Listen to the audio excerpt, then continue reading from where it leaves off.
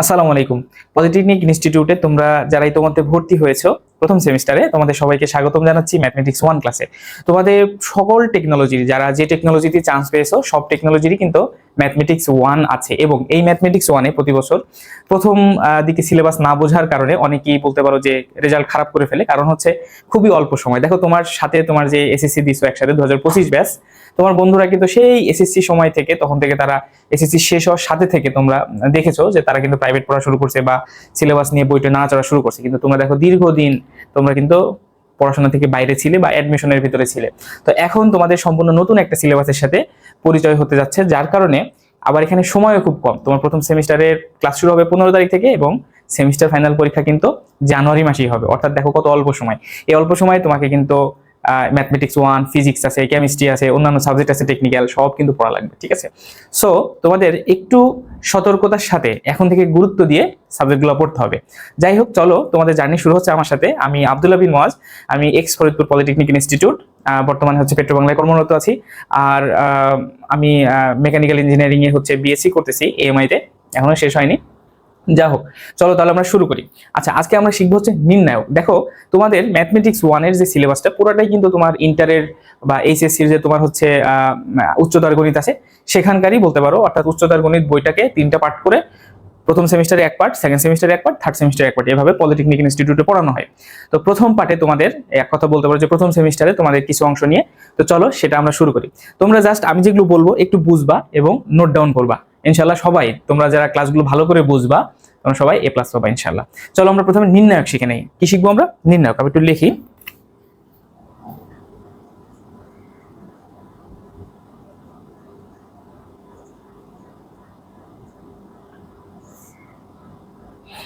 আচ্ছা, দেখো, সম্পূর্ণ নতুন একটা বিষয় নির্ণায়ক। তো সংগঠন শিখবো পরে, আগে আমরা কিছু বিষয় শিখে নিই। নির্ণায়ক জিনিসটা কি? তো প্রথম জিনিস দেখো, নির্ণায়কটা লেখা হয় আসলে ভাইয়া এরকম দুইটা খাড়া বন্ধনীর ভিতরে, নির্ণায়কটা লেখা হয়। তো পাশাপাশি এরকম বলতে পারো সমান্তরাল দুইটা রেখার ভিতরে নির্ণায়কটা লেখা হয়। এইভাবে যে নির্ণায়কটা লেখা হয় ভাইয়া, এর ভিতরে কিছু সংখ্যা থাকে, ভুক্তি থাকে বা উপাদান থাকে। এর ভিতরে কিছু উপাদান থাকে, ভুক্তি থাকে, রাশি থাকে, সেগুলোকে এই নির্ণায়কের উপাদান বলা হয়। মনে করো সেরকম থাকতে পারে A1, A2, A3, ঠিক আছে, B1, B2, B3, এরকম মনে করো থাকতে পারে। এগুলো হচ্ছে উপাদান। এগুলোর নাম কি? উপাদান। প্রথমত নির্ণয় কিভাবে লিখতে হয়? পাশাপাশি দুইটা এরকম খাড়া রেখার ভিতরে নির্ণয়টা লিখতে হয়। এরপরে নির্ণয়কের ভিতরে কি থাকে ভাইয়া? ভুক্তি থাকে, উপাদান থাকে বা রাশি থাকে। সেগুলো এরকম হতে পারে, এই যে এখানে A1, A2, A3 আছে, B1, B2, B3, এগুলো বলতে পারো যে 1 2 3 4 5 6, সেটা সংখ্যা হতে পারে, কোনো সমস্যা নাই। বুঝা গেছে? রাশি থাকতে পারে, no problem. X Y Z এগুলো থাকতে পারে, কোনো সমস্যা নাই। ঠিক আছে? আচ্ছা, তাহলে আমরা নির্ণায়ক লিখতে হয় কিভাবে সেটা শিখলাম, যে দুইটা এরকম খাড়া রেখার ভিতরে পাশাপাশি পরস্পর সমান্তরাল রেখার ভিতরে নির্ণায়ক লিখতে হয়। তার ভিতরে কি থাকে? উপাদান বা ভুক্তি থাকে। আচ্ছা, এখন একটা বিষয়ের সাথে আমরা পরিচিত হই। দেখো, তোমরা সবাই জানো নির্ণায়কের ভিতরে মেন যে বিষয় সারি কলাম। কি ভাইয়া? সারি কলাম। একটা জিনিস হচ্ছে রো বা সারি, আর একটা জিনিস হচ্ছে কলাম লিখলাম, হ্যাঁ, সহজে যাতে তোমরা বুঝো। তো একটা হলো সারি আর একটা কলাম। তো সারি আর কলামটা কি জিনিস, এটা যদি তোমাদের চিনা হয়ে যায় তাহলে মোটামুটি নির্ণায়ক আমরা মোটামুটি শিখে গেছি। আচ্ছা, রো বা সারি। দেখো, তোমরা ছোটবেলায় দেখছো যে তোমাদের স্কুলে বলছে না, তোমরা সারিবদ্ধ হয়ে দাঁড়াও, লাইনে সারিবদ্ধ হয়ে দাঁড়াও। সেটা কিভাবে? আনুভূমিক রেখা বরাবর, অর্থাৎ আনুভূমিক অক্ষ বরাবর বলতে পারো, আনুভূমিক অক্ষ বরাবর সমানভাবে লাইন ভাবে দাঁড়ানো। সেটা কিভাবে? মনে করো এই যে দেখো, আনুভূমিক অক্ষ বরাবর আমি একটা রেখা টানলাম, তো এইটার নাম হচ্ছে সারি ভাইয়া। এটার নাম সারি। সারিবদ্ধ হয়ে দাঁড়াও, তোমরা শিখছো না? তো এটার নাম হচ্ছে সারি বা রো। তোমাদের বিল্ডিং এ রো থাকে না? যাদের বিল্ডিং এ ফাউন্ডেশন দিয়ে আছে রো থাকে, কিন্তু এটার নাম কি ভাইয়া? রো বা সারি। তাহলে সারি শিখলা। সারি কিরকম? আনুভূমিক অক্ষ বরাবর থাকে। আর একটা জিনিস হচ্ছে কলাম। কলামটা কেমন? এই যে এমন হচ্ছে কলাম, অর্থাৎ উলম্ব অক্ষ বরাবর থাকবে। বোঝা গেছে? এখন দেখো, এই নির্ণায়কের ভিতরে সারি এবং কলাম থাকবে কিন্তু ভাইয়া, সারি এবং কলাম। সেটা কিভাবে? দেখো, A1, A2, A3, এই তিনটা কিসে আছে ভাইয়া? দেখো তো, A1, A2, A3, এই তিনটা দেখো সারিবদ্ধ হয়ে আছে। সারিবদ্ধ, এই যে আনুভূমিক অক্ষ বরাবর দেখছো সারিবদ্ধ হয়ে আছে। A1, A2, A3 এই দিকে ডান দিকে যাচ্ছে। তো এটা কি? একটা সারি। আবার দেখো ভাইয়া B1, B2, B3, এটাও দেখো সারিবদ্ধ হয়ে আছে। B1, B2, B3, এটাও দেখো একটা সারিবদ্ধ হয়ে আছে, এই যে B1 B2 B3, এখানে আমি লিখলাম C1 C2 C3, সেটাও দেখো একটা সারিবদ্ধ হয়ে আছে C1 C2 C3। তাহলে বোঝা গেল নির্ণায়কের ভিতরে ভাইয়া সারি কিন্তু থাকবে, নির্ণায়কের ভিতর সারি থাকবে। তাহলে এখানে বলতে পারো যে A1 A2 A3, এটা কি বলতো, এটা হচ্ছে R1 বা রো 1 এক নম্বর সারি, B1 B2 B3 এটা কি ভাইয়া, এটা হচ্ছে R2 বা 2 নম্বর সারি। এই নির্ণায়কের আর কি, এই নির্ণায়কের দেখো এটা প্রথম সারি R1 রো 1, এটা 2 নম্বর সারি রো 2, এটা 3 নম্বর সারি, এটার নাম দিলাম রো 3। দেখো এখানে তিনটা সারি আছে, তিনটা সারি আছে। আচ্ছা এবার দেখো এখানে কলাম আছে ভাইয়া, এই যে বলছি উলম্ব অক্ষ বরাবর থাকবে কলাম। এখন দেখো তো তুমি একটু মুছি থামো, এখন তুমি একটু দেখো কলাম তো এমন হবে, এটা তো বললাম। এখানে দেখো A1 B1 C1, এটা দেখো একটা উলম্ব অক্ষ বরাবর আছে না ভাইয়া, এই যে A1 B1 C1 A1 B1 C1, তো এইটা কি ভাইয়া, এটা দেখো একটা কলাম কিন্তু। তাহলে আমি এটা কি বলতে পারি বলতো, এটা হচ্ছে C1 কলাম 1 এক নম্বর কলাম।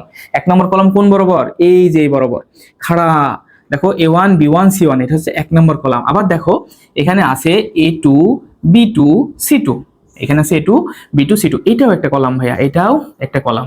এটা তাহলে কলাম 2 বললাম যে এটা 2 নম্বর কলাম। আরেকটা আছে দেখো A3 B3 C3, A3 B3 C3, এটাও দেখো একটা কলাম, এই যে উলম্ব অক্ষ বরাবর আছে, তো এটার নাম দিলাম আমি C3। তাহলে C1 C2 C3, আমার তিনটা কলাম এখানে কাজ করছে, তিনটা কলাম। তাহলে দেখো তো ভাইয়া এখানে বলছিলাম প্রথমে কি, প্রথমে আমরা বললাম নির্ণয় কিভাবে লিখতে হয়, খাড়া দুটা রেখার ভিতরে লিখতে হয়। তো খাড়া দুটা রেখা লিখলাম, বোঝা গেছে। এরপরে কি বললাম যে কতগুলো ভুক্তি থাকবে, উপাদান থাকবে, এই যে A1 A2 A3 B1 B2 B3 এগুলোর নাম কি, এগুলোর নাম হচ্ছে নির্ণায়কের, এগুলো ভুক্তি বা উপাদান, বোঝা গেছে। সেটা এইভাবে থাকতে পারে, কোনো সমস্যা নাই। মনে করো 1 2 3 4 5 6 7 8 9, এগুলো কি ভাইয়া, এগুলো সব নির্ণায়কের ভুক্তি, এগুলো নির্ণায়কের ভুক্তি তাহলে, বা উপাদান বা রাশি বলতে পারো। তাহলে নির্ণায়কের প্রথম কথা ছিল কি, দুইটা খাড়া রেখা, তার ভিতরে কিছু উপাদান বা ভুক্তি থাকবে, এবং সেই ভুক্তিগুলো কিভাবে থাকবে, সারি আকারে এবং কলাম আকারে। সেগুলো কিভাবে, সমান সংখ্যক সারি ও সমান সংখ্যক কলামে, সমান সংখ্যক সারি সমান সংখ্যক কলাম। দেখো তো ভাইয়া এখানে সারি কতটা আছে, দেখো R1 R2 R3, তিনটা সারি আছে। কয়টা সারি, তিনটা সারি। আবার দেখো এখানে তিনটা কলাম আছে C1 C2 C3, এই যে এটা একটা কলাম, এটা একটা কলাম, এটা একটা কলাম, C1 C2 C3। তাহলে আমার এই নির্ণয়কে দেখো সমান সংখ্যক সারি সমান সংখ্যক কলাম আছে। নির্ণয়ক লিখতে হলেই ভাইয়া সমান সংখ্যক সারি সমান সংখ্যক কলাম হইতে হবে, অর্থাৎ বর্গাকার হইতে হবে। কি হইতে হবে, বর্গাকার হইতে হবে, বোঝা গেছে। তাহলে এই নির্ণয়কটা কি আকারের বলতো, এই নির্ণয়কটা আলটিমেটলি বলতে পারো যে রো হলো তিনটা, কলামও তিনটা। এটা 3x3, এটা ম্যাট্রিক্সের সময় তোমরা দেখবা যে 3x3, এরপরে অধ্যায় ম্যাট্রিক্স নামে একটা জিনিস আছে, সেটাও তোমাদের দেখাবো। যাই হোক, আপাতত এটা বুঝতে পারছো যে এটা একটা নির্ণায়ক। নির্ণায়ক সবসময় কি হবে ভাইয়া, সারি সংখ্যা কলাম সংখ্যা নির্ণায়কের সমান হতে হবে। আর ভিতরে তো উপাদান আছে, সেগুলো তো তোমাদের বললামই। আচ্ছা এই গেল তোমাদের নির্ণায়কের প্রাথমিক বোঝা। এখন তোমাদের আমি একটু নির্ণয়কের সংজ্ঞাটা বোঝাই দিই। সংজ্ঞাটা আমি একটু লিখে ফেলি, হ্যাঁ। নির্ণয়কের সংজ্ঞাটা যদি লিখি, এখানে লিখি, হ্যাঁ।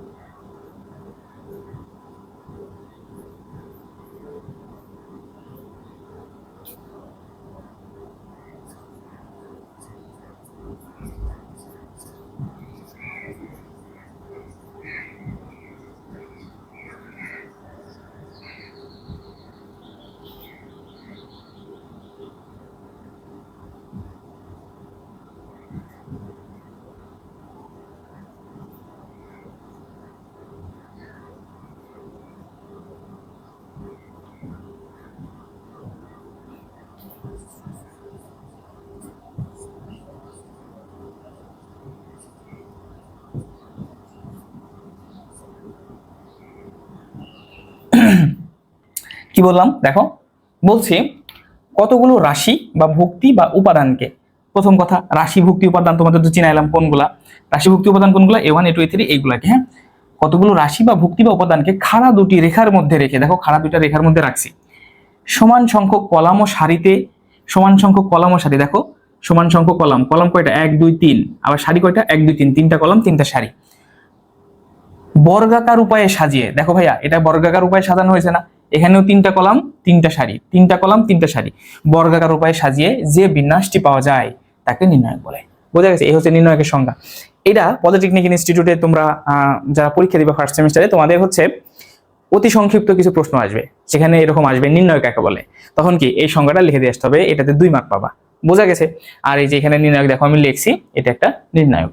তাহলে নির্ণায়ক প্রাথমিকভাবে তোমরা চিনছো এবং বুঝছো আসলে নির্ণায়কের সংজ্ঞাটা কি। এই গেল নির্ণায়কের প্রাথমিক অবস্থান। আচ্ছা, এরপরে দেখো এখানে যে প্রত্যেকটা ভুক্তি লিখছি আমি, এই ভুক্তিগুলোর আবার একটা নাম আছে, ভুক্তিগুলোর একটা নাম আছে পজিশন ওয়াইজ, পজিশন ওয়াইজ যে যে পজিশনে আছে সেই পজিশন ওয়াইজ সেটা তোমাদের দেখাই। দেখো এটা তো তুমি এটা বুঝছো যে এটা 1 নম্বর কলাম, আবার এটা কি 1 নম্বর সারি।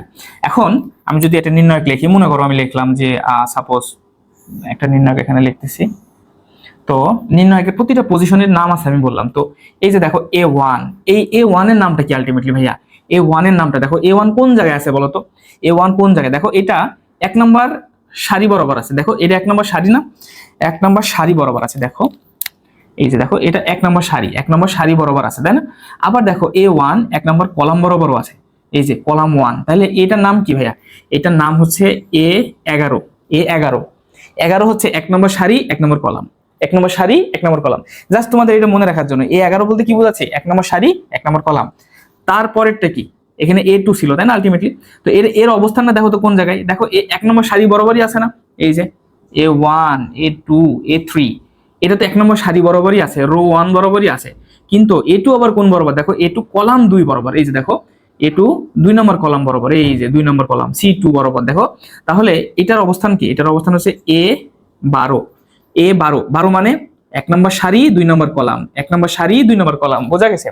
1 নম্বর সারি 2 নম্বর কলাম। এরপরে এই জায়গায় যেটা থাকবে ভাইয়া, এই দেখো A3 ছিল, মনে করো এখানে ছিল, তো এর অবস্থানটা কত ভাইয়া বলো তো? এর অবস্থান দেখো A3, দেখো রো 1 বরাবরই আছে, 1 নম্বর সারি বরাবরই আছে, কিন্তু দেখো এটা আবার কি? এই যে C3 কলাম 3 নম্বর কলাম বরাবর, তাই না?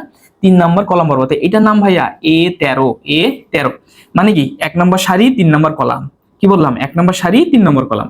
অনুরূপভাবে তারপরে B1 এ যদি তুমি আসো, B1 কোন বরাবর দেখো তো?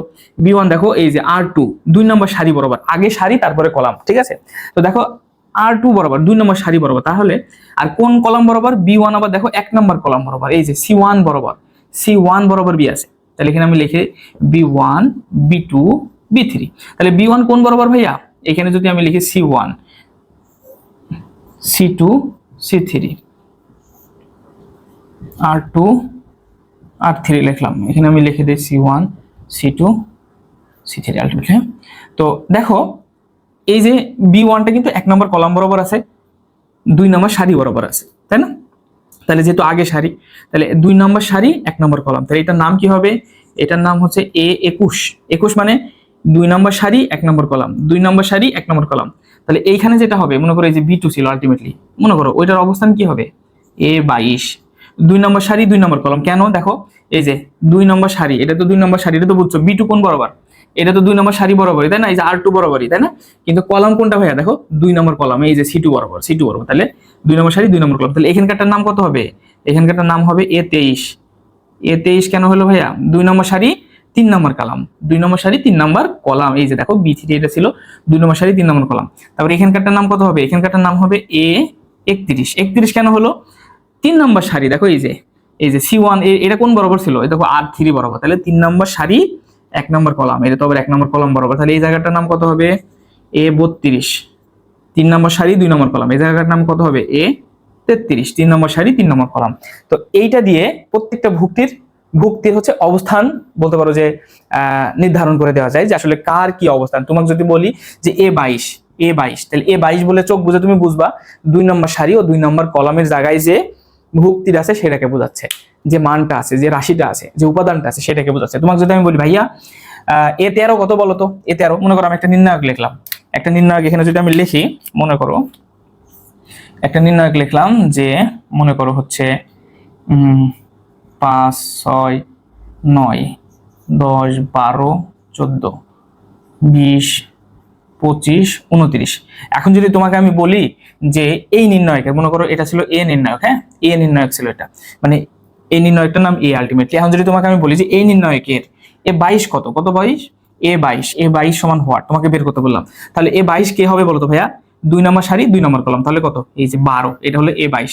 তাহলে এখানে তুমি বলে দিবা যে 12 হচ্ছে এ 22, বোঝা গেছে? 12 হচ্ছে এ 22। তোমাকে যদি বলি যে এ 33 কত, এ 33, এই যে এটা এ 33, তোমাকে আমি বলছি এ 33 সমান সমান কত, তুমি আমাকে কি বলছো? এ 33 হচ্ছে 29। 29 কেন? 3 নম্বর সারি 3 নম্বর কলাম, 3 নম্বর সারি 3 নম্বর কলাম বরাবর যেটা পাবো, তাহলে কত পাচ্ছি আমি? 3 নম্বর সারি 3 নম্বর কলাম বরাবর 29 পাচ্ছি। 29। তোমাকে যদি আমি বলি যে এ 11 কত বের করো, এ 11 কত বলবা? 5। কেন বলবা? 1 নম্বর সারি 1 নম্বর কলাম বরাবর যেটা আছে সেটা। দেখো এই 5 আছে 1 নম্বর সারি বরাবর, আবার 1 নম্বর কলাম বরাবর, তাহলে এ 11 সমান 5। তাহলে নির্ণায়ক মোটামুটি কিন্তু আইডেন্টিফাই করতে শিখে গেছো তোমরা।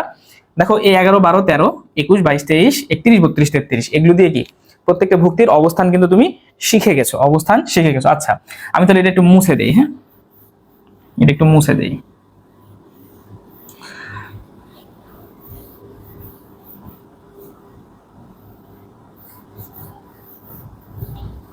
আচ্ছা অবস্থান তো শিখলাম, আরেকটা বিষয় আছে সেটা তোমাদের এখন দেখাই দিই। সেটা হচ্ছে যে নির্ণায়কের একটা সূত্র আছে, সূত্র। তো এতদিন তোমরা এসএসসি তে অনেক সূত্র মুখস্থ করছো, এখানেও কিছু সূত্র তোমাদের বোঝা লাগবে, এখন থেকে বুঝবা সূত্র। এই যে প্রত্যেকটা অবস্থান দেখছো, এই অবস্থানের জন্য 11, 12, 13, তারপরে 21, 22, 23, 31, 32, 33 এই প্রত্যেকটা পজিশনের জন্য একটা করে স্যাম্বলিক আছে, স্যাম্বল আছে আলটিমেটলি, যোগ না বিয়োগ, এইটার মান যোগ হবে না বিয়োগ হবে সেটা একটু পরে তোমাদের দেখাবো। আচ্ছা ওইখানে যাই আগে তারপরে বলি। আচ্ছা প্রথমে নির্ণায়কের সংজ্ঞা দেখছো, এটা তোমাদের একটু পরে বলি, এটা এপাশে মুছে রাখি, থামো এপাশে লিখে রাখি, হ্যাঁ।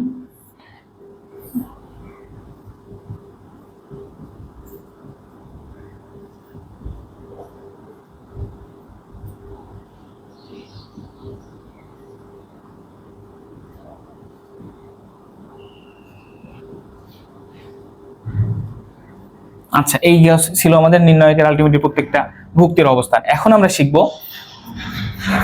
অনুরাশি। অনুরাশি, অনুরাশি শিখবো।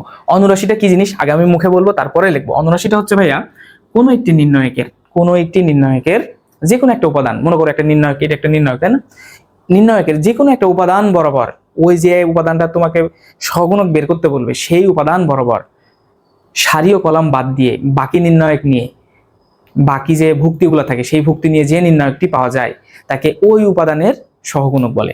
মনে করো আমি লিখছি, একটু সহজ করে বুঝো তাহলেই হবে। অনুরাশি, সরি সহগুণক ভুল বলছি, অনুরাশি কাকে বলে? আচ্ছা এরপরে হচ্ছে অনুরাশি। তো অনুরাশিটা কি জিনিস আমি লিখি এখানে, দেখো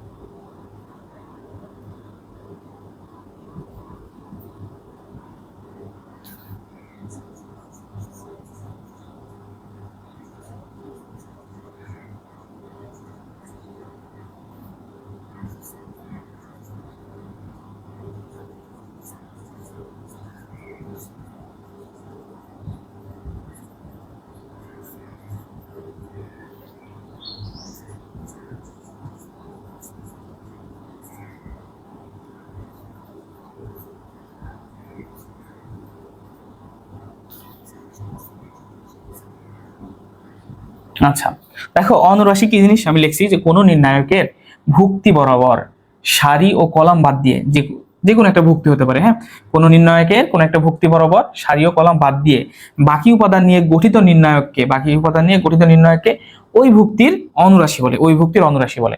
এখন দেখো আমি এটা যদি তোমাদের বলি যে মনে করো A11, A12, A13 তো অবস্থান ছিল আলটিমেটলি, একটা যদি নির্ণায়ক আমি লিখি, এভাবে লিখি যে মনে করো ABC, হ্যাঁ এরপর লিখলাম হচ্ছে কি লিখবো, AB BC CD, তারপর দিলাম হচ্ছে DEF, ঠিক আছে, এটা একটা নির্ণায়ক লিখলাম আমি সাপোজ।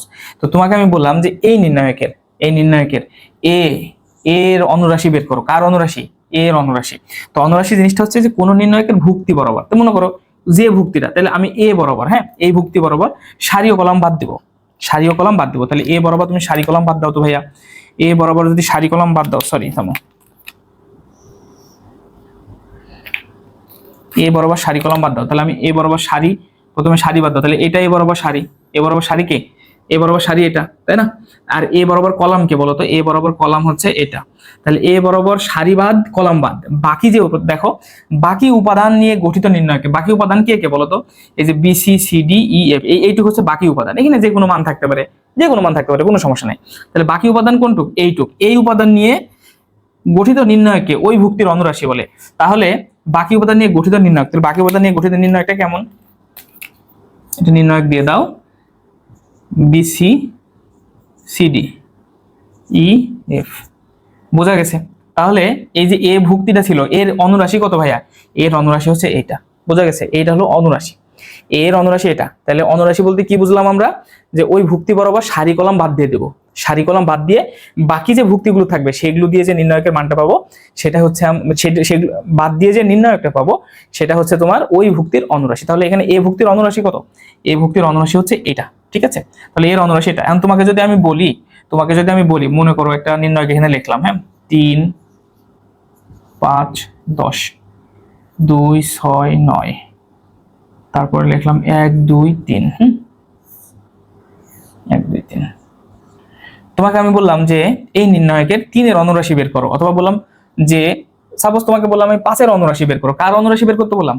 5 এর অনুরাশি বের করতে বললাম, 5 এর অনুরাশি বের করতে বললাম। তো এখানে একটু মানটা চেঞ্জ করে দিই, সব সেম মান হয়ে গেলে সমস্যা, এই দুইটা চেঞ্জ করে দিই, থামো। 7 দিলাম, এটা 8 দিলাম, হ্যাঁ তোমাদের বোঝার সুবিধার্থে। তো তোমাকে যদি বলি যে 5 এর অনুরাশি বের করো, তাহলে 5 এর অনুরাশি কিভাবে বের করবা? 5 বরাবর সারি কলাম বাদ দিয়ে দিবা, 5 বরাবর সারি বাদ দিয়ে দিবা, 5 বরাবর কলাম বাদ দিয়ে দিবা। 5 বরাবর সারি কলাম বাদ দিলে থাকে কে কে দেখো তো? 2 9 1 8। তাহলে 5 এর অনুরাশি কত?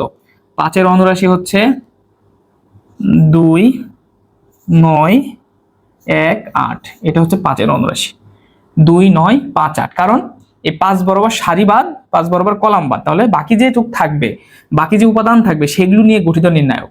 তাহলে 5 এর অনুরাশি কত ভাইয়া? 2 9 1 8। এটা হচ্ছে আমার অনুরাশি। বোঝা গেছে? কঠিন কিছু? অনুরাশি বের করতে পারবে না। তোমাকে যদি বলি যে 8 এর অনুরাশি বের করো, কার অনুরাশি ভাইয়া? 8 এর অনুরাশি বের করতে বলি, তাহলে তুমি কি করবা? 8 বরাবর সারি কলাম বাদ দিয়ে দিবা। কি করবা ভাইয়া?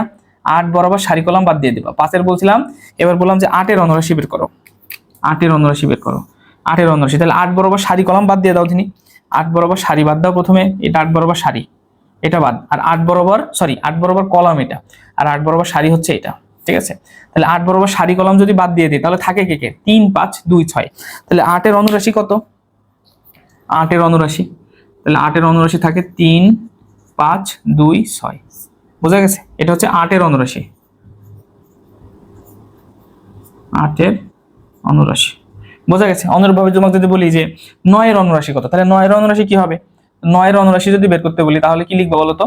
9 বরাবর সারি বাদ দিবা প্রথমে, 9 বরাবর সারি হচ্ছে এটা, 9 বরাবর সারি বাদ, এরপরে কি বাদ যাবে? 9 বরাবর কলাম বাদ যাবে, তাহলে 9 বরাবর কলাম হচ্ছে এটা। বাকি থাকে কি? 3 5 1 7, 3 5 1 7। তাহলে 9 এর অনুরাশি কত?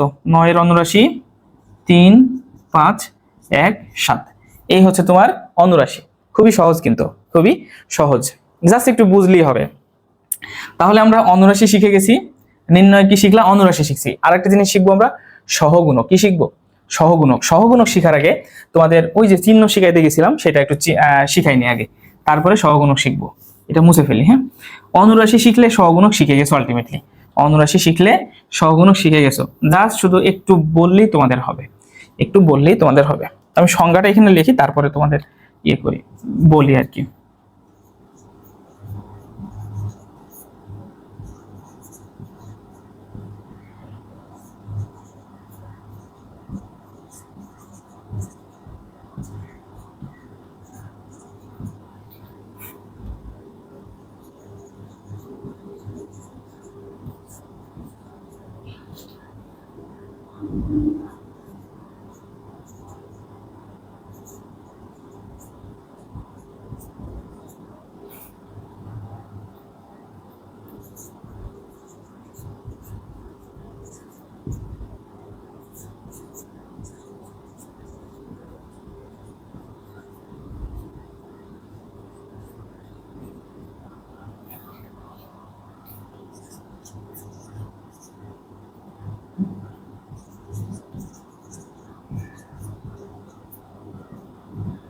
আচ্ছা, আমি এখানে একটা জিনিস হাইড করছি, হাইড না বলতে পারো যে কম লিখছি।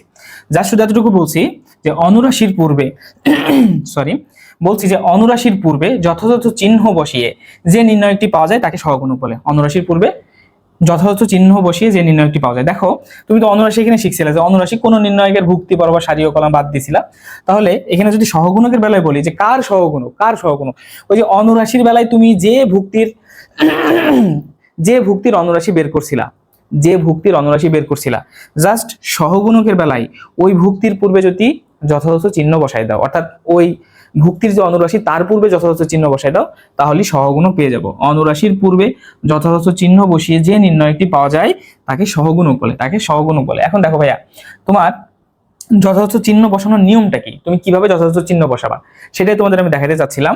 তো সেটা একটু দেখাই, যথাযথ চিহ্ন বসানোর নিয়ম। সেটা নিয়মটা কি? সেটা নিয়ম হচ্ছে -1 পাওয়ার আর প্লাস সি, -1 পাওয়ার আর প্লাস সি, যথাযথ চিহ্ন বসানোর নিয়ম। আসলে যথাযথ চিহ্ন বসানোর নিয়মও বলতে পারো, বা তোমরা বলতে পারো যে এটাই নির্ণায়কের সূত্র। আলটিমেটলি নির্ণায়কের সূত্র কি? সহগুণক বের করার জন্য -1 পাওয়ার আর প্লাস সি। এটা কি লিখছি? -1 তো বুঝো, এটা -1 আর প্লাস সি। আরটা কি? আরটা হচ্ছে রো, সিটা কলাম। আরটা রো, সিটা কলাম, অর্ডার অনুসারে কত নম্বর রো কত নম্বর কলাম সেটা এখানে বসাইতে হবে। জাস্ট তাইলেই বুঝতে পারবা যে ওই অনুরাশির পূর্বে আসলে কি বসবে, অনুরাশির পূর্বে কি বসবে। ধরো তোমাকে আমি বললাম যে A11 কি বললাম? A11 এইটা সহগুণকের A11 যে বললাম, মনে করো তোমাকে A11 এর আমি অনুরাশি বের করতে দিলাম, তাহলে A11 এর অনুরাশিটা কত হবে বলো তো? আলটিমেটলি A11 এর অনুরাশি কিন্তু কত হবে বলো? এ বরাবর সারি কলাম বাদ দাও, তাহলে থাকবে হচ্ছে A22 A23 A32। এখানে যদি লিখি যে A22, আগে থাকবে A23 A32 A33, এটা হচ্ছে তোমার অনুরাশি বাড়াইলো। কার অনুরাশি? A11 এর অনুরাশি, A11 এর অনুরাশি। ঠিক আছে, এই তোমার অনুরাশি বার করছো, এটা A11 এর অনুরাশি। এখন A11 এর সহগুণক যদি বের করতে চাও ভাইয়া, কি বের করতে চাও? এখানে অনুরাশি বের করছিলে এটা, এখন A11 এর সহগুণক বের করবা। সহগুণক বের করতে হলে কি বলছে? অনুরাশির পূর্বে যথাযথ চিহ্ন বসবে। তাহলে যথাযথ চিহ্ন বসানোর নিয়মটা কি? -1 পাওয়ার আর প্লাস সি। তো -1 পাওয়ার আর প্লাস সি কিভাবে কাজ করে দেখো, তুমি A11 এর অনুরাশি A11 এর সহগুণক বের করবা না, A11 এর সহগুণক বের করবা। A11 এর অবস্থানটা কত? 1 নম্বর সারি 1 নম্বর কলাম। A11 এর অবস্থান কত? 1 নম্বর সারি 1 নম্বর কলাম। তাহলে এখানে কি হবে বলো তো? -1 পাওয়ার A11 এর জন্য, A11 এর জন্য যথাযথ চিহ্নটা কি হবে? -1 পাওয়ার আর এর মান কত? রো 1 কলাম 1, 1 নম্বর কলাম 1 নম্বর সারি 1 নম্বর কলাম 1 নম্বর সারি, এর জন্য rho number 1 column number 1, -1 square. তাহলে এখানে কি থাকে? -1 কে স্কয়ার করলে জাস্ট 1 হয়ে যায়। এই গেল তোমার হচ্ছে বলতে পারো, মানে 1 হয়ে যায় বলতে প্লাসই বলতে পারো। আলটিমেটলি এখানে প্লাস দিলেই হলো, আমরা হিসাবে এটা প্লাস ধরবো। তো মাইনাস শুধু 1 দেওয়ার দরকার নাই, 1 তো 1ই, বুঝতেই পারছো, কোনো কিছুর সাথে গুণ করলে গুণ হয়ে যাবে। তাহলে এই যে যথাযথ চিহ্ন বসানোর নিয়ম অনুযায়ী, তাহলে আমরা যদি একটু তোমাদের দেখাই সেটা কিভাবে বসবে, এটা মুছে ফেলি। হ্যাঁ,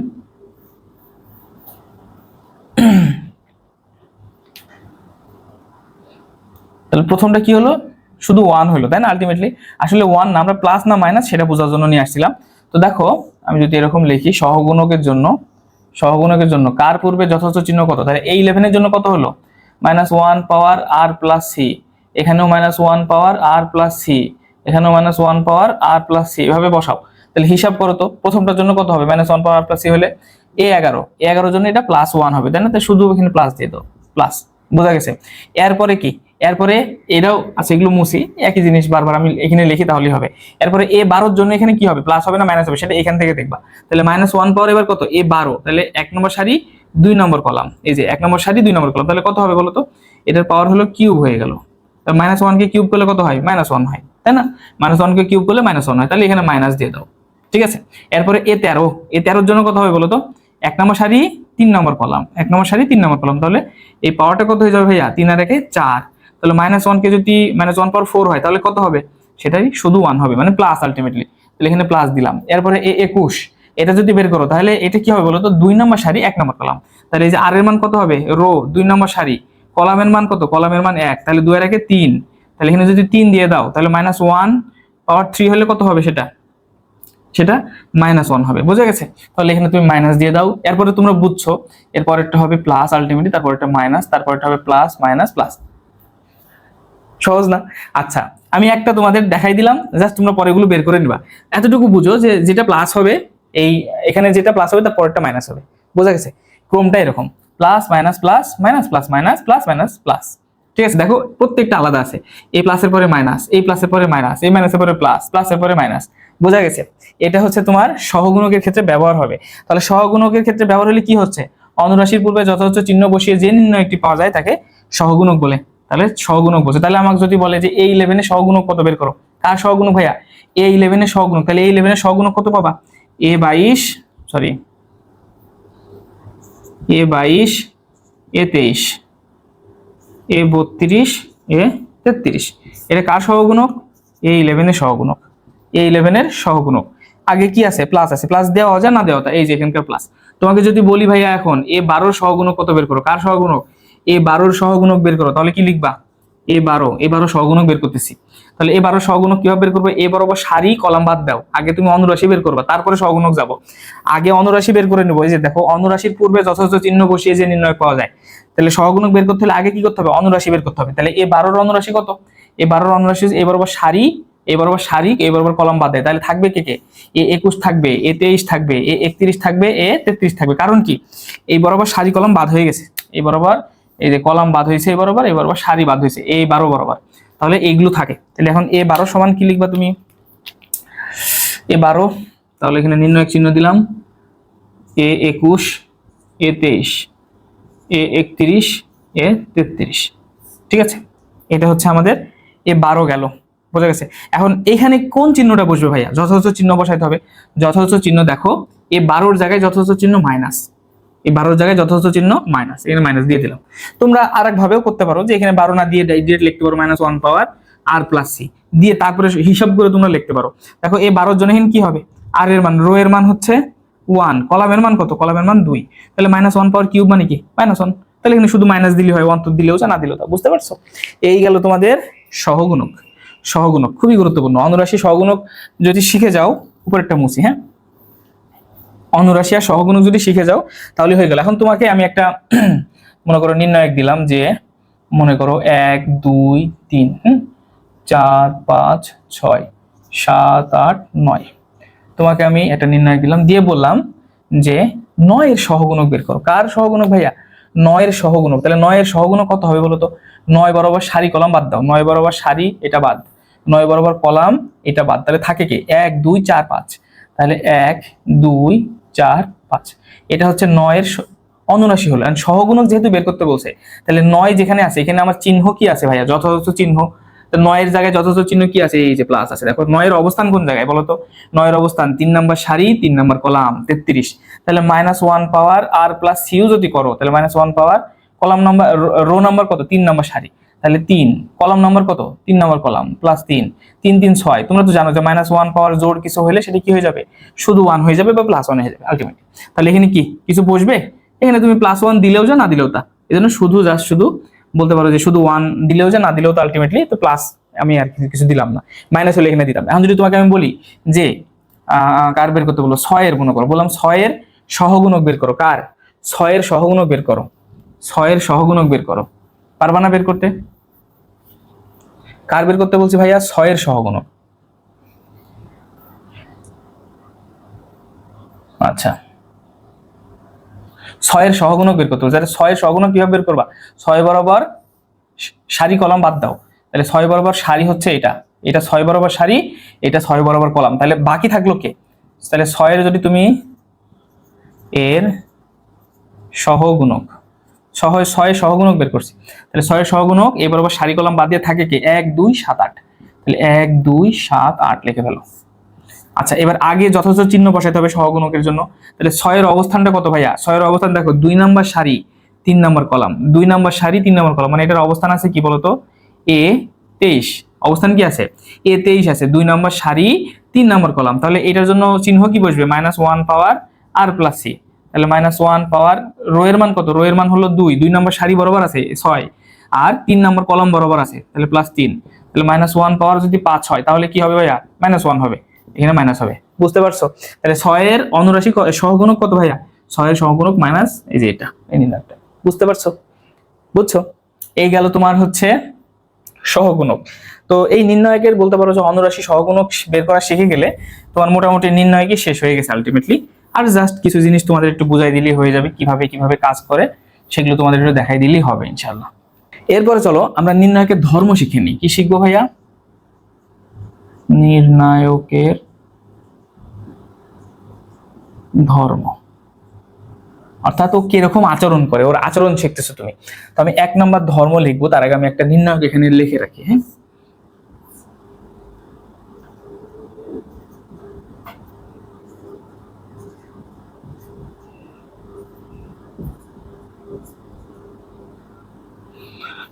একটা নির্ণায়ক ওখানে লিখে রাখছি। এখন জাস্ট ধর্ম লিখবো। তো 1 নাম্বার ধর্ম হচ্ছে, ধর্মগুলো আমি লিখি হ্যাঁ পর্যায়ক্রমে।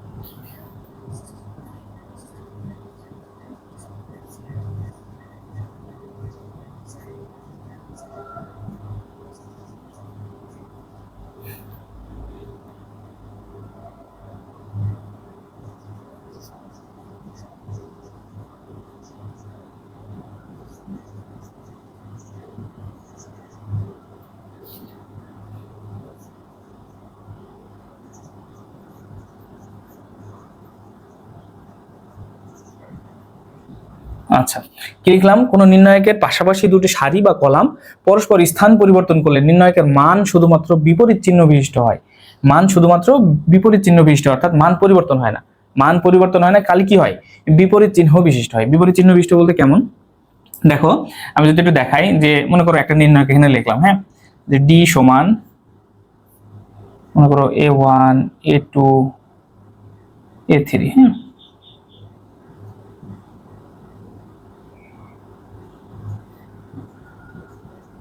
C3, এটা ছিল একটা নির্ণায়ক। তা এখন দেখো পাশাপাশি দুইটা সারি বা কলাম। তো মনে করো প্রথমে পাশাপাশি দুইটা কলাম দেখো তো, এটা একটা কলাম, এটা একটা কলাম, তাই না? পাশাপাশি, এটা হচ্ছে C1, এটা C2, কলাম 1 কলাম 2। তো পাশাপাশি দুইটা কলাম কি বলছি আমি?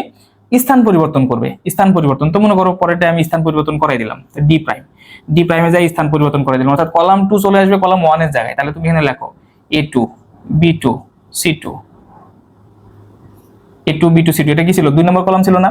এবার 1 নম্বর কলামটা 2 নম্বর কলামের জায়গায় দিয়ে দাও, A1 B1 C1, আর 3 নম্বরটা এখানে লিখে দিলাম A3 B3 C3। তাহলে এটা ডি প্রাইম গেল, এটা ডি গেল, ডি প্রাইম গেল। দেখো, যা শুধু স্থান পরিবর্তন করে দিছি পাশাপাশি দুইটা কলামের। তো এই অবস্থায় ভাইয়া এই শর্ত অনুযায়ী বা নির্ণায়কের এই ধর্ম অনুযায়ী তুমি কি বলতে পারো বলো তো? এই ডি নির্ণায়কের যে মান আসবে, মান বের করা শিখাবো তোমাদের একটু পরে। তাহলে ডি সমান মাইনাস ডি প্রাইম, ডি সমান মাইনাস ডি প্রাইম। বোঝা গেছে? অথবা তুমি বলতে পারো যে D prime is equals to minus D, মানটা এরকম, ডি প্রাইম সমান মাইনাস ডি, জাস্ট একটা মাইনাস আসবে, চিহ্ন পরিবর্তন হয়ে যাবে। বোঝা গেছে? মনে করো এই নির্ণায়কের মান পাইছো তুমি 10, মান পাইছো 10, তাহলে এই নির্ণায়কের মানটা কত আসবে যদি পাশাপাশি কলাম সারি চেঞ্জ হয়? এটার মান আসবে -10। বোঝা গেছে? এটা হলো নির্ণায়কের একটা ধর্ম। ঠিক আছে, এটা তো তুমি কলাম পরিবর্তন করছো, তুমি সারিও পরিবর্তন করতে পারো, কোনো সমস্যা নাই। তো মনে করো এখানে সারি আছে A1 A2 A3, এটা হলো R1। এখানে 2 নম্বর সারি কে বলো তো? 2 নম্বর সারি যে B1 B2 B3, এটা হলো R2। তাহলে এটা তুমি পরিবর্তন করতে পারো, কোনো সমস্যা নাই। তাহলে ডি, এখানে ডি ডাবল প্রাইম দিলাম, তুমি যা শুধু রো পরিবর্তন করে দাও। তাহলে রো পরিবর্তন করে তুমি লিখলা যে B1 B2 B3, অর্থাৎ দেখো 2 নম্বর রো, 2 নম্বর রোটাকে তুমি 1 নম্বর রো এর জায়গায় দিয়ে দিলা, আর এখানে 1 নম্বর রোকে তুমি 2 নম্বর রো এর জায়গায় দিয়ে দিলা। ঠিক আছে, এটা করলে কি হবে বলতো? তুমি কি লিখতে পারো? ডি সমান মাইনাস ডি ডাবল প্রাইম। বোঝা গেছে? জাস্ট শুধু রো কলাম জায়গা পরিবর্তন করছে, পাশাপাশি দুইটা রো জায়গা পরিবর্তন করছে। এই হলো আমার 1 নম্বর শর্ত। আশা করি শর্ত শিখছো তোমরা। ঠিক আছে, মুছে দিলাম।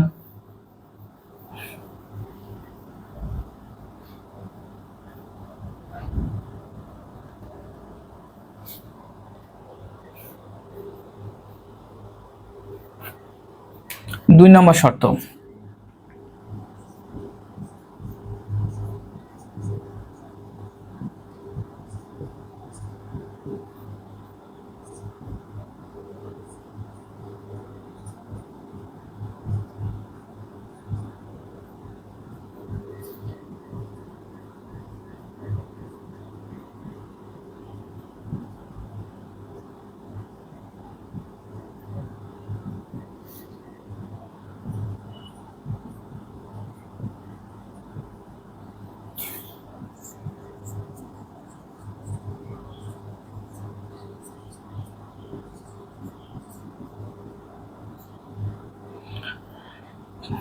কি বললাম, কোন নির্ণায়কের কলামকে সারিতে ও সারিকে কলামে পরিবর্তন করলে মান অপরিবর্তিত থাকে।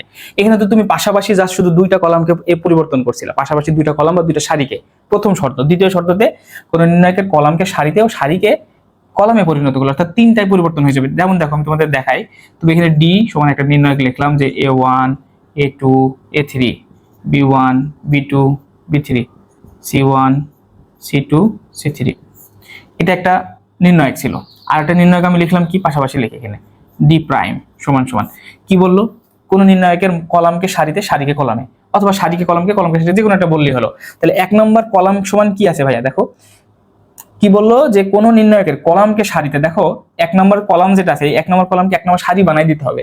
আবার কি বলছে, সারিকে কলামে পরিণত করে এই পরিবর্তন করলে মান অপরিবর্তিত থাকবে। তাহলে 1 নম্বর কলাম কি আছে, 1 নম্বর কলাম আছে A1 B1 C1, এটাতে 1 নম্বর সারি বানাই দাও। তাহলে এটা কিভাবে, যার সাথে এটা ধরে এই C1 কে টান দিয়ে এখানে ভিড়াই দাও। তাহলে তুমি এখানে লেখো যে A1 B1 C1। তো দেখো এই নির্ণায়কের 1 নম্বর কলামকে আমি কি করছি, এই নির্ণায়কের 1 নম্বর সারি বানাই দিছি, এই যে কলামকে সারিতে, কলামকে আমি সারি বানাই দিলাম। এরপরে কি বলছে, সারিকে কলামে, সারিকে কলামে। এবার 1 নম্বর সারি কে ছিল A1 A2 A3 ছিল, A1 A2 A3 ছিল, একে কি করতে হবে, কলামে পরিণত করতে হবে। তাহলে একে কি 1 নম্বর কলাম করতে হবে। 1 নম্বর সারি ছিল, একে 1 নম্বর কলাম। প্রথমে আমি 1 নম্বর কলামকে তো 1 নম্বর সারি বানাই দিলাম, এবার 1 নম্বর সারিকে আবার 1 নম্বর কলাম বানাবো। তাহলে এই A3 কে টান দিয়ে এখানে ভিড়াই দাও। তো দেখো A1 তো এখানে লেখাই আছে, তাহলে A2 আর A3 এখানে লেখো A2 A3। তো দেখো তো তুমি 1 নম্বর সারিকে তুমি 1 নম্বর কলাম বানাইছো, এই যে দেখো 1 নম্বর সারি ছিল A1 A2 A3, দেখো এই যে A1 A2 A3 1 নম্বর সারি কিন্তু দেখো 1 নম্বর কলাম হয়ে গেছে। আবার 1 নম্বর কলাম দেখো 1 নম্বর সারি হয়ে গেছে। 1 নম্বর কলাম ছিল A1 B1 C1, A1 B1 C1, তাহলে 1 নম্বর কলাম 1 নম্বর সারি হয়ে গেছে। অনুরূপভাবে 2 নম্বর সারিকে 2 নম্বর কলাম, অথবা 2 নম্বর কলামকে 2 নম্বর সারিতে পরিণত করো, তোমার ইচ্ছা, যে কোনো একটা করলেই হবে। আমি 2 নম্বর সারিকে এবার 2 নম্বর কলাম করব, 2 নম্বর সারিকে। তো 2 নম্বর সারি কি দিয়ে শুরু ছিল, B1 B2 B3, তাই না? দেখো B1 এখানে আছেই অলরেডি, কারণ কি যে 1 নম্বর কলামকে তো সারি বানাই দিছি। তাহলে জাস্ট এবার এই 2 নম্বর সারিকে 2 নম্বর কলাম বানাও, অথবা 2 নম্বর কলামকে 2 নম্বর সারি, একটু করলেই হলো। তাহলে B1 B2 B3 এটাকে তুমি 2 নম্বর কলাম বানাই দাও, B1 B2 B3।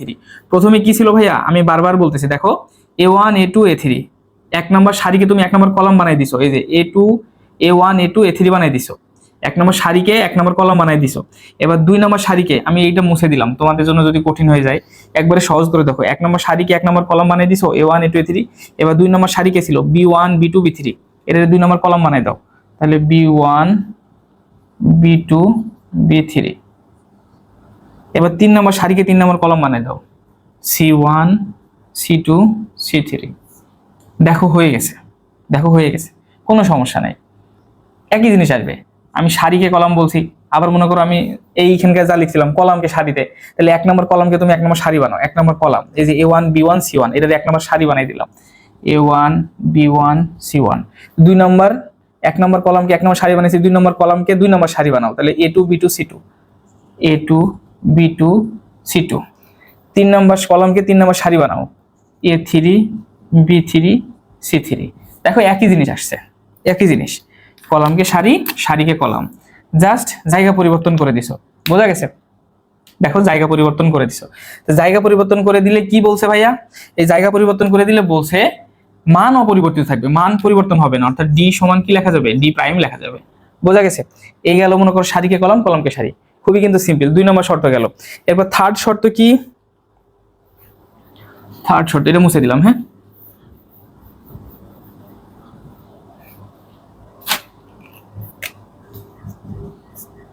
তিন নম্বর শর্ত, 3 নম্বর শর্ত হচ্ছে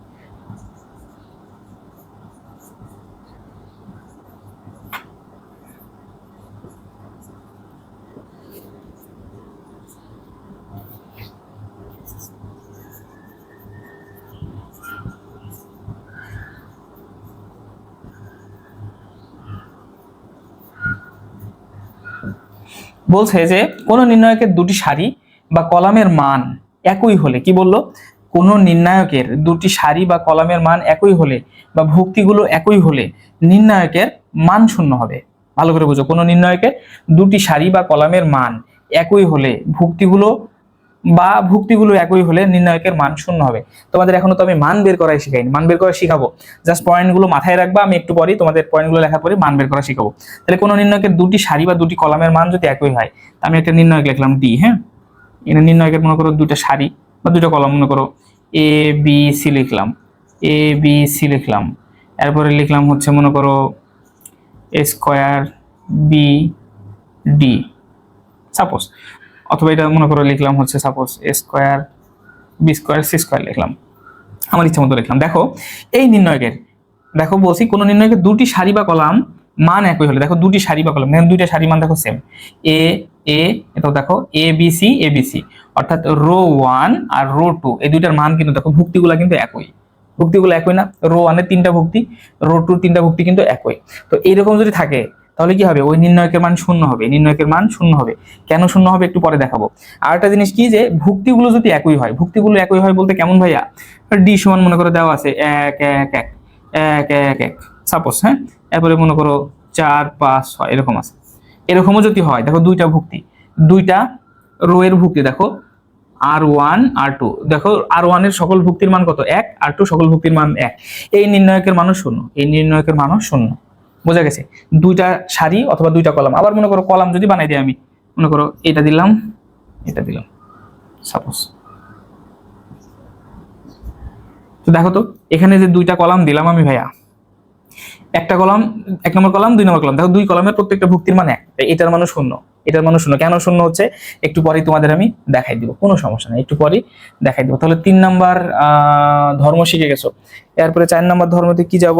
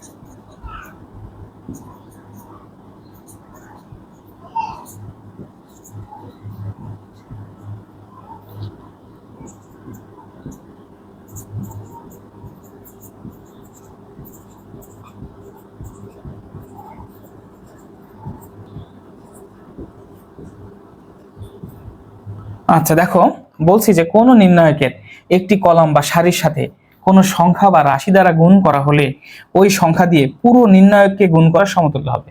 কোনো মনে করো এই একটা নির্ণয়ক আছে, হ্যাঁ, এই যে A1 A2 A3 এরকম নির্ণয়ক আছে, তুমি মনে করো 1 নম্বর সারির সাথে তুমি গুণ করলা, 1 নম্বর সারির সাথে 2 দিয়ে গুণ করলা, তাহলে এখানে তুমি কি লিখবা 2A1 2A2 2A3 এভাবে লিখবা না, 2 দিয়ে গুণ করলা।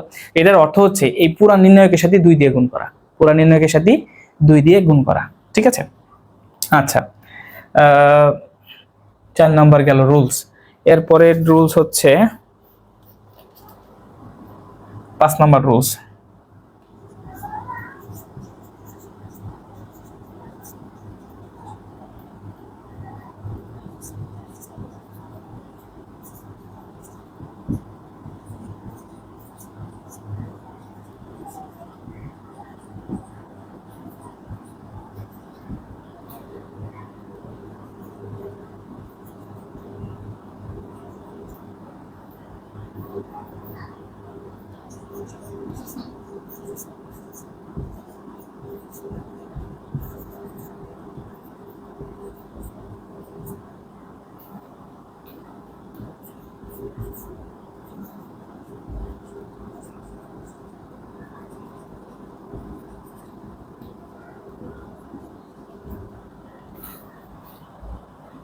কি বলছি, কোন নির্ণায়কের একটি সারি বা কলামের প্রতিটি ভুক্তি যদি শূন্য হয়, একটা কলাম একটা নির্ণায়কের একটা সারি বা একটা কলামের প্রতিটি ভুক্তি যদি শূন্য হয় তাহলে ওই নির্ণায়কের মান শূন্য হবে। মনে করো এখানে আমি লিখলাম 0 0 0 1 2 3 4 5 6, এই নির্ণায়কের মান কত ভাইয়া? এই নির্ণায়কের মান শূন্য হবে আলটিমেটলি, বুঝা গেছে? শূন্য, এই নির্ণায়কের মান শূন্য, ঠিক আছে। আবার তুমি যদি মনে করো এই কলামের মানও শূন্য দাও, সাপোজ যে কোনো একটা কলামের মান শূন্য হলেও এই নির্ণায়কের মান শূন্য, অর্থাৎ একটা কলামের যদি প্রত্যেকটা উপাদানের মান শূন্য হয়, যে কোনো একটা কলাম অথবা সারির প্রত্যেকটা উপাদান যদি শূন্য হয় তাহলে ওই নির্ণায়কের মান শূন্য হবে। আচ্ছা, এই গেল নির্ণায়কের ধর্ম। এখন আসো আমরা মেন জিনিস পড়ি। মেন জিনিস কি জিনিস? সেটা হচ্ছে নির্ণায়কের মান বের করা। নির্ণায়কের মান বের করা।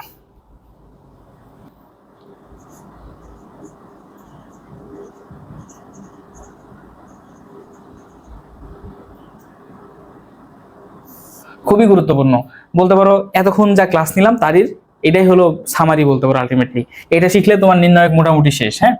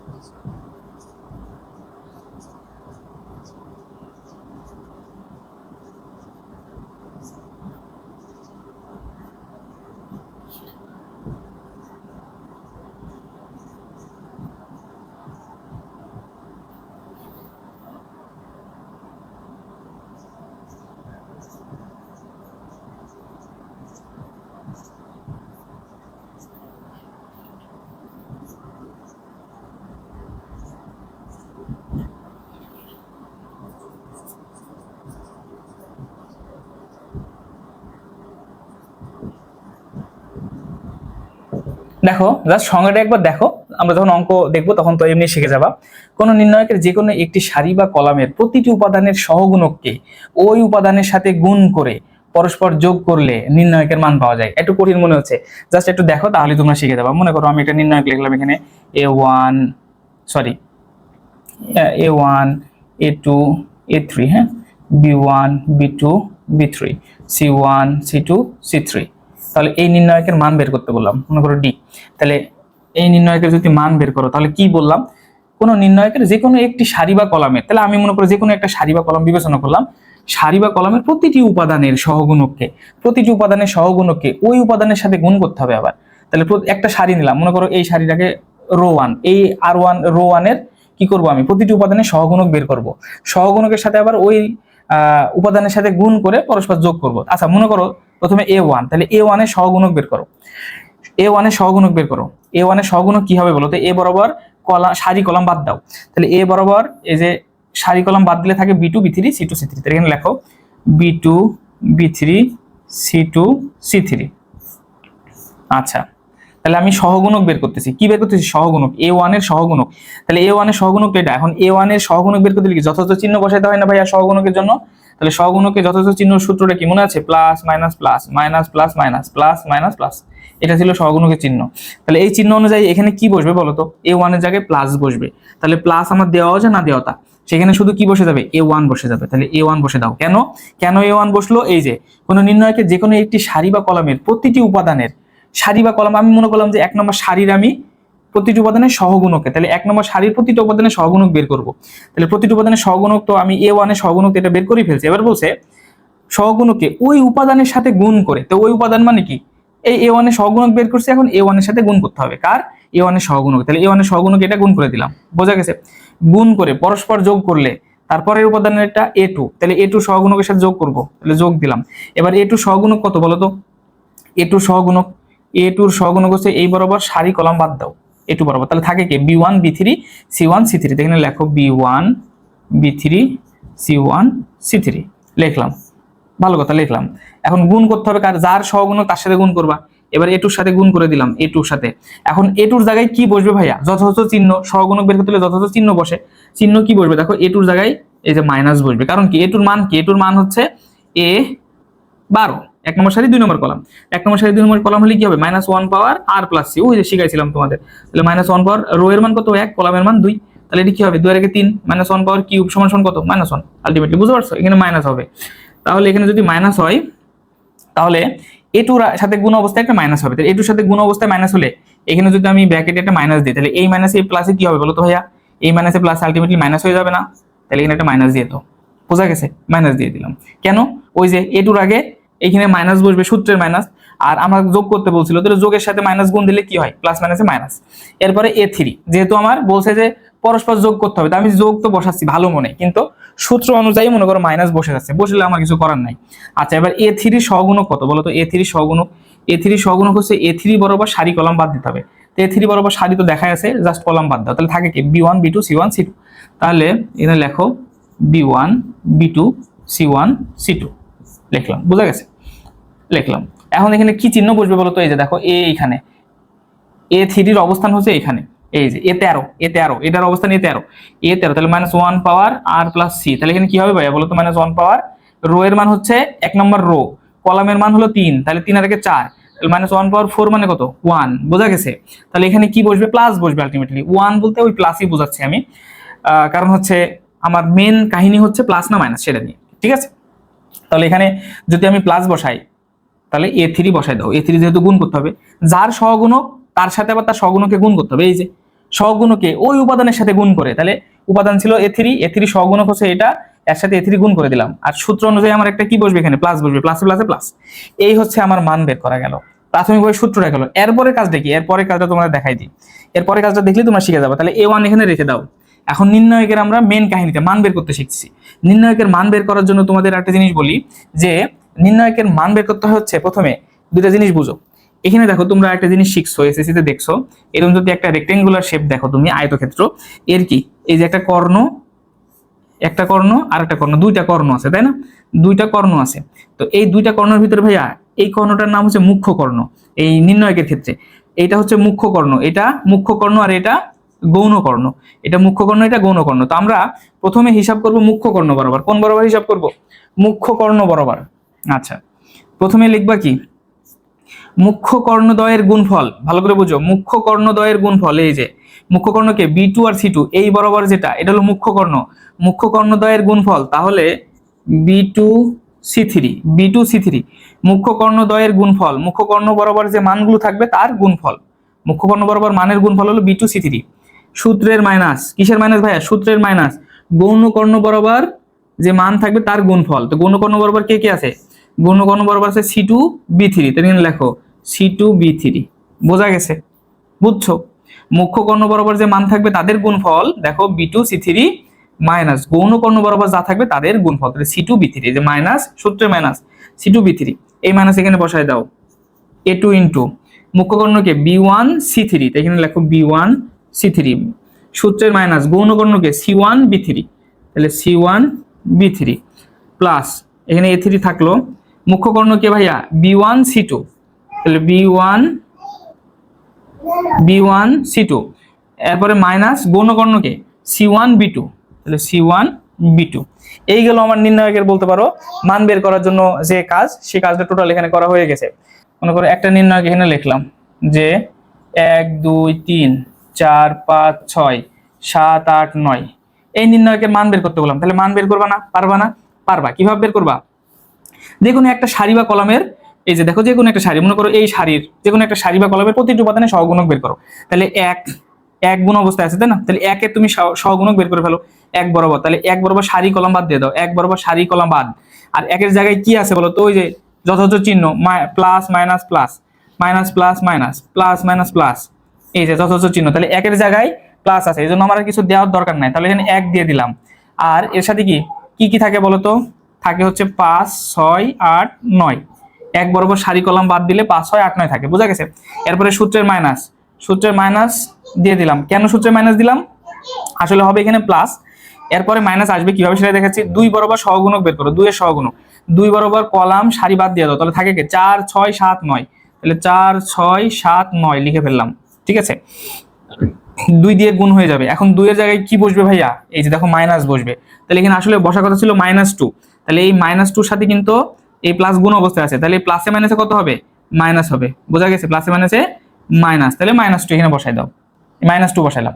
এরপরে কি আছে? প্লাস, সূত্রের প্লাস, এখানে 3 দিয়ে দিলাম, 3 দিয়ে 3 বরাবর সারি কলাম বাদ দাও, 3 বরাবর সারি কলাম, তাহলে এই বরাবর কলাম বাদ, এই বরাবর সারি বাদ, তাহলে থাকে কি 4 5 7 8, 4 5 7 8, তাহলে নির্ণায়কের মান বের হয়ে গেছে না প্রায়। এখন যা শুধু কি করবা?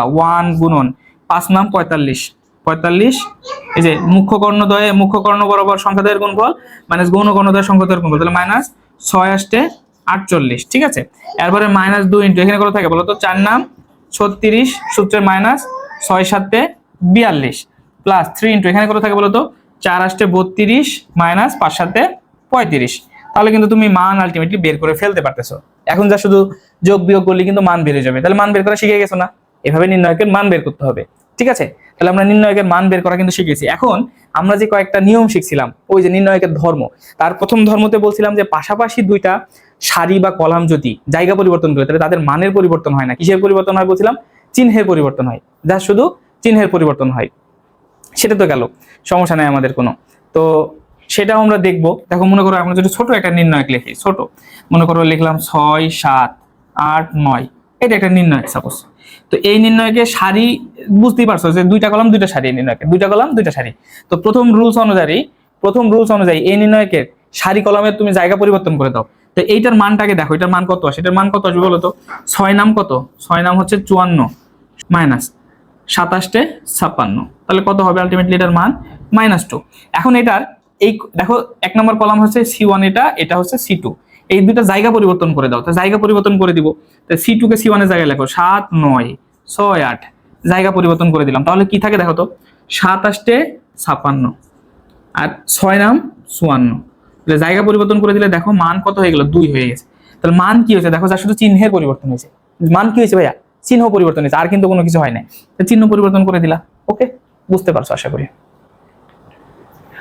আচ্ছা, এরপরে আরেকটা ব্যাপারে বলছিলাম যে কোনো নির্ণায়কে যদি একটা সারি অথবা একটা কলমের প্রতিটি উপাদানের মান 0 হয়, তাহলে কি ওই নির্ণায়কের মান 0? মনে করো আমি একটা নির্ণায়ক লিখলাম, সাপোজ এই নির্ণায়কটা যদি দেখো তোমরা একটু, আমি এটা একটু মুছে দিলাম, হ্যাঁ?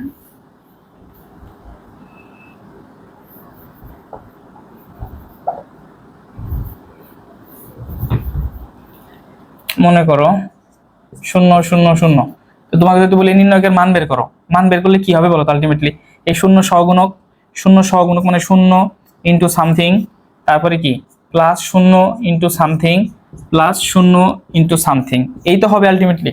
যা শুধু এখানে একটা সূত্রে মাইনাস বসবে এই বলবা তুমি, তাও দেখো 0 0 0 0 শুধু যা গুণ করবো সব কি হবে? 0 হয়ে যাবে, বুঝতে পারছো? আরেকটা ব্যাপার বলছিলাম যে কোনো একটা নির্ণায়কের যদি পাশাপাশি দুইটা সারি বা কলামের প্রতিটি উপাদানের মান সেম হয়, অর্থাৎ মনে করো এইখানে যে নির্ণায়কটা আছে আমরা দেখাই, এই নির্ণায়কে মনে করো আমি লিখলাম 1 2 3, হ্যাঁ 1 2 3, 6 7 8 এরকম লিখলাম।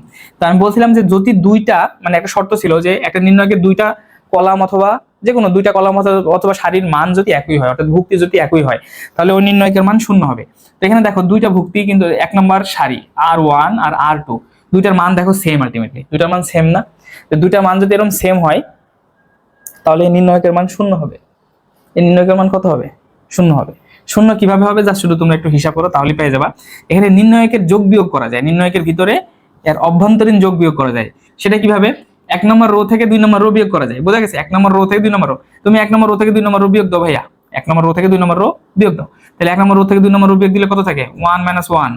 এক নম্বর রো থেকে 2 নম্বর, তাহলে 2 - 2, 3 - 3। এবার 2 নম্বর রো থেকে 3 নম্বর রো বিয়োগ দাও, তাহলে 1 - 6। 2 নম্বর রো থেকে 3 নম্বর রো বিয়োগ দাও, 2 - 7, 3 - 8, আর এটা কনস্ট্যান্ট রাখো 6 7 8, এটা নিয়ম। হ্যাঁ, এখানে লিখে দিতে হবে যে R1 - R2 সমান সমান R1 প্রাইম। অর্থাৎ আমার এক নম্বর রো থেকে 2 নম্বর রো, সরি R2, 2 নম্বর রো বাদ দিচ্ছি, বাদ দেওয়ার পরে যে মানটা পাচ্ছি সেটা আমি কি নতুন যে নির্ণয় হচ্ছে তার এক নম্বর রোতে লিখতেছি।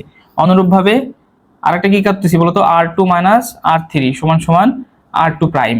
2 নম্বর রো থেকে 3 নম্বর রো বিয়োগ দিচ্ছি, বিয়োগ দিয়ে কি করছি ভাইয়া, আমি যেটা পাচ্ছি সেটা নতুন যে রো হচ্ছে, নতুন যে নির্ণয় হচ্ছে তার R2 হচ্ছে। তো এটা যদি হিসাব করো তাহলে দেখো 0 0 কি করছে, 0 0, এটাও 0,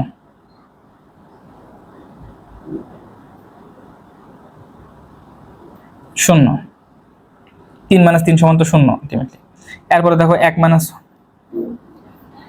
আচ্ছা এখন তাহলে দেখো মানটা কি আসে, মান দেখো 1 - 1 সমান কত? 0, 2 - 2 সমান 0, 3 - 3 সমান কত ভাইয়া? 0। এখানে 1 - 6 মানে কত বলো তো? -5। 2 - 7 মানে কত? -5। এখানে 3 - 8 মানে কত? -5। বোঝা গেছে? এরপর এখানে 6 7 8 তুমি যা বসাও বসাও, কোনো সমস্যা নেই। তো দেখো তিনটা মানই শূন্য হয়ে গেছে, তিনটা মান কি হয়েছে? শূন্য হয়ে গেছে। তো একটা, এই যে এখন দেখো আরেকটা শর্তের সাথে মিলে যাচ্ছে না? একটা নির্ণায়কের যে কোনো একটা সারি বা উপাদানের সকল সংখ্যা বা সকল উপাদান যদি শূন্য হয় তাহলে নির্ণায়কের মান শূন্য, এই নির্ণায়কের মান কত হবে? শূন্য হবে। বোঝা গেছে? আচ্ছা ঠিক আছে, এইগুলো তোমাদের নির্ণায়কের মান বের করা। তাহলে আজকে এই পর্যন্তই। আগামী ক্লাসে আমরা নির্ণায়কের তোমাদের ফার্স্ট সেমিস্টারে যে বই আছে সে অনুযায়ী প্রমাণগুলো দেখবো ইনশাল্লাহ।